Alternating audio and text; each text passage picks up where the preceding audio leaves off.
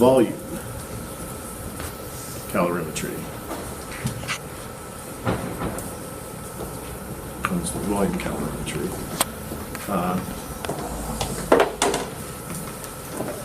And this is used for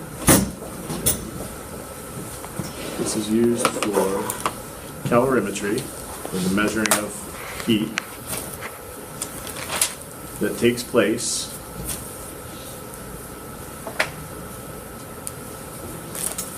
in a rigid container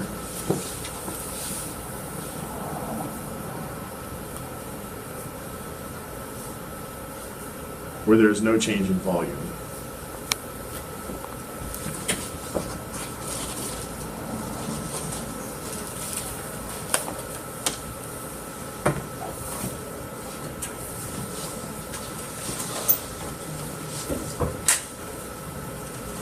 Okay, so this is a little different than what we were talking about before. There could be changes in volume with the other thing.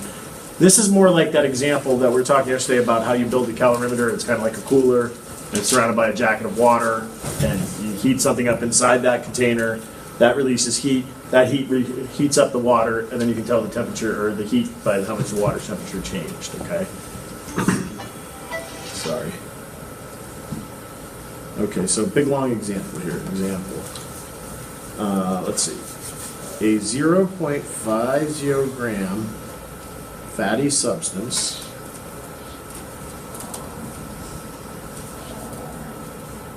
is placed in a bomb calorimeter. Is placed in a bomb calorimeter.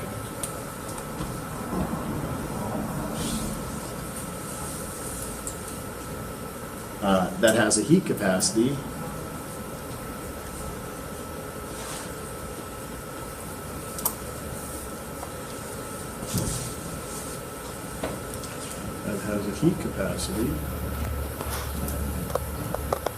of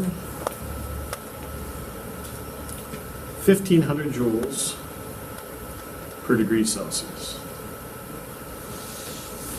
1500 joules per degree Celsius.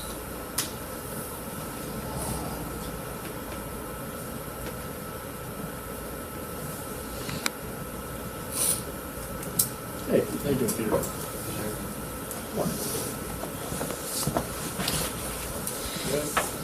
Upon combustion,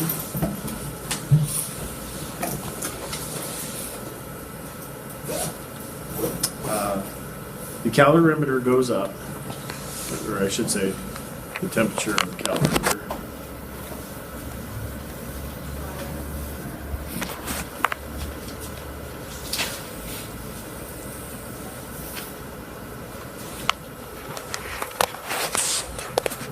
Temperature of the calorimeter goes up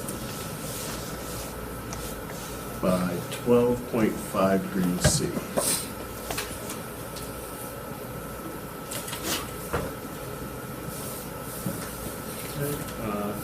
How many calories were evolved?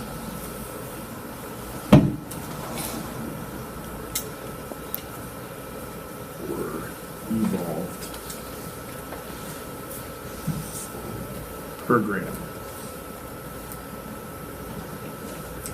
And again, I'm going to give you a reminder that 1 calorie is equal to 4.184 joules.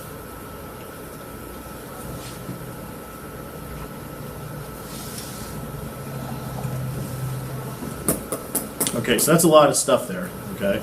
There's a lot of information there. Yep. For this calories, is it calories with capital C?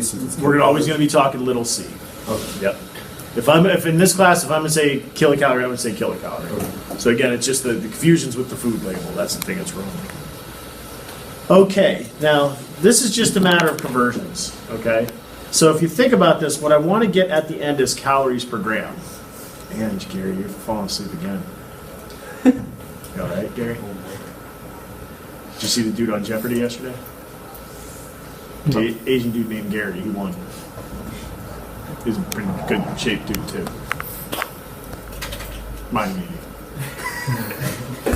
He was in good shape. Absolutely. Anybody see that?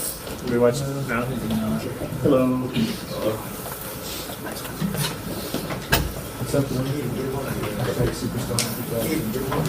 What was the final?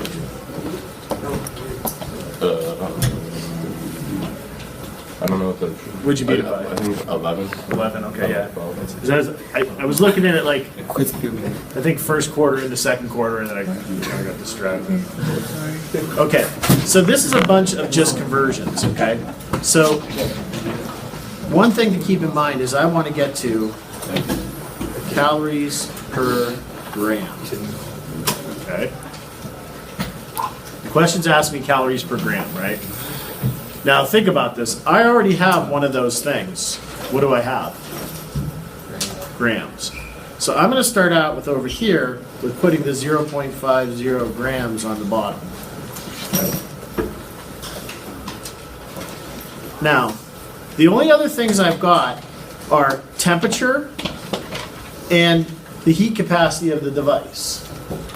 Everybody see that?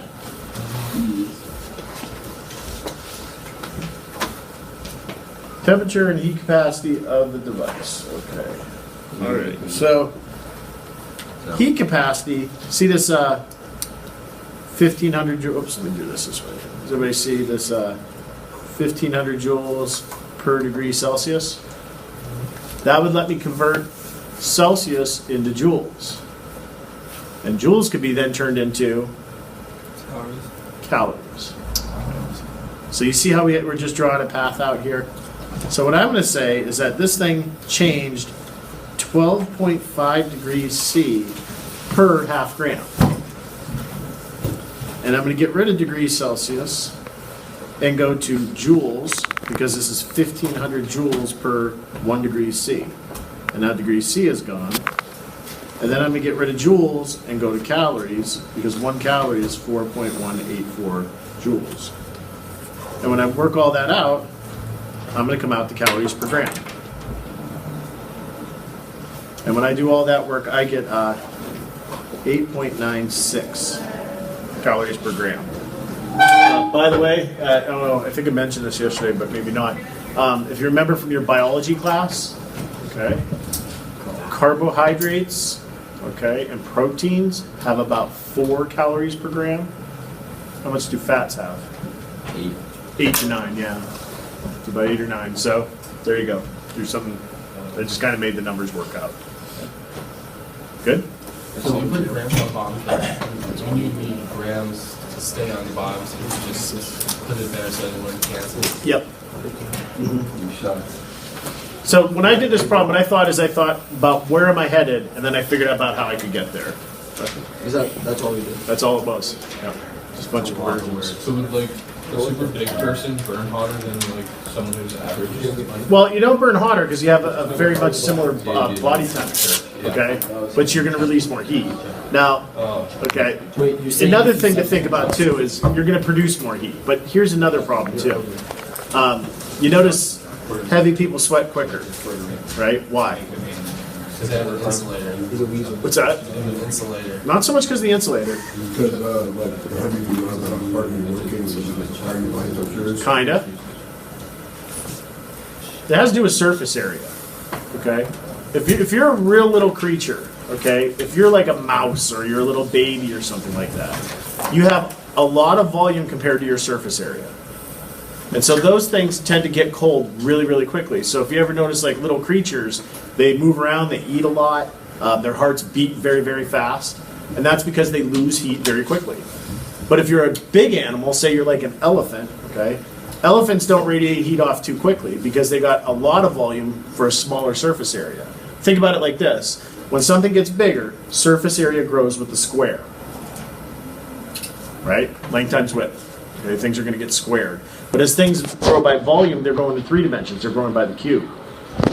So the rate the surface area grows is slower than the rate that the volume grows. So the bigger and bigger you get, the less area you have to radiate heat off.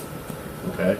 And typically the bigger the animal, the slower its heart rate, the less efficient it is at getting rid of heat. That make sense? That's why it's like not a big deal for big fat guy to go outside in the middle of winter with no shirt on, but little baby, it's not a good idea, you know? Little baby's gonna lose his heat a lot quicker. Why does lifting weights burn more calories than running?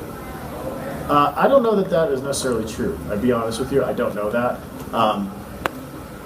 I don't know if the act actually burns more calories. I would suspect the act of running probably burns more calories in the act, but when you build muscle, muscle demands more calories to maintain.